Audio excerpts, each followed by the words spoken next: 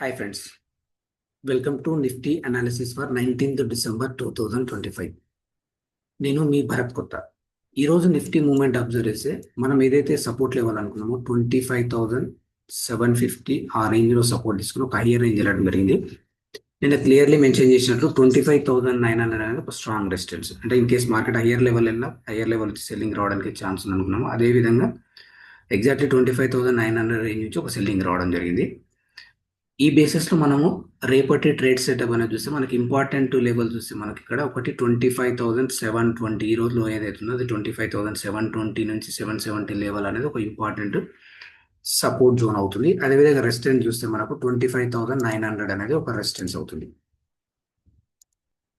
అంటే in case మనకి ఈ బాటంలో ఈ లెవెల్లో ఏదైనా బుల్లిష్ ప్యాటర్న్ ఫామ్ అవుతే మనం లాంగ్ ఇనిషియేట్ చేయొచ్చు. మనకు టార్గెట్ వచ్చేసి 25,900 ఆ రేంజ్ టచ్ అవ్వడానికి ఛాన్స్ ఉంది.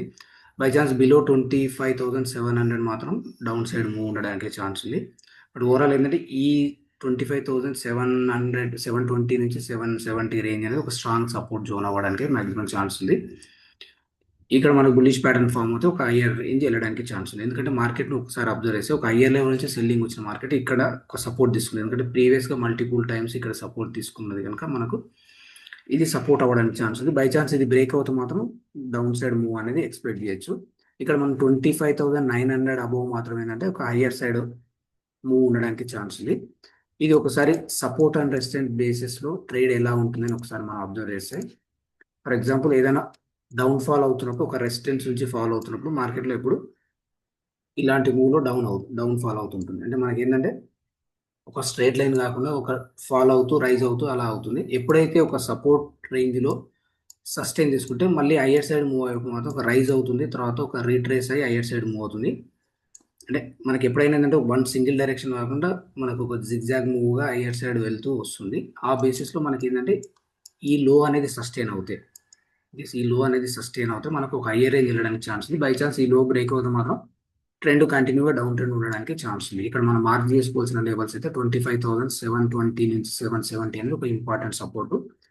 అదేవిధంగా రెసిస్టెన్స్ మనం చూస్తే 25,900 రేంజ్ అనేది one resistance. Once 25,900 above sustain అవుతే మాత్రం ఒక హయ్యర్ సైడ్ మూవ్ అయితే ఎక్స్పెక్ట్ చేయొచ్చు.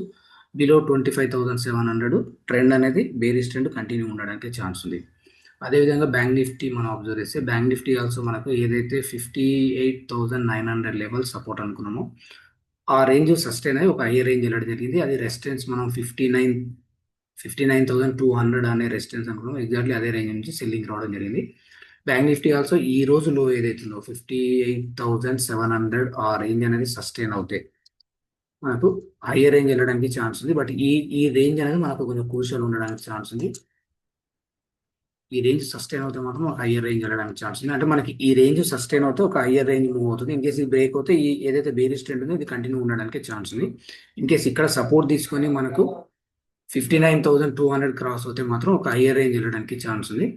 ఇక్కడ మనం మార్క్ చేసుకోవాల్సిన లెవెల్స్ వచ్చేసి మనకు 58,750 నుంచి 800, 870 అని ఒక సపోర్ట్ రేంజ్ అవుతుంది. అదేవిధంగా రెసిస్టెన్స్ అబ్జర్వ్ చేసి 59,200 అనేది ఒక రెసిస్టెన్స్ అవుతుంది. ఈ లెవెల్ మార్క్ చేసుకుని ప్రాపర్ ట్రేడ్ సెటప్లో ట్రేడ్ అనేది ప్లాన్ చేసుకోండి. Thank you friends. మీకు ఈ వీడియో నచ్చినట్లయితే లైక్ చేయండి, షేర్ చేయండి, కామెంట్ చేయండి.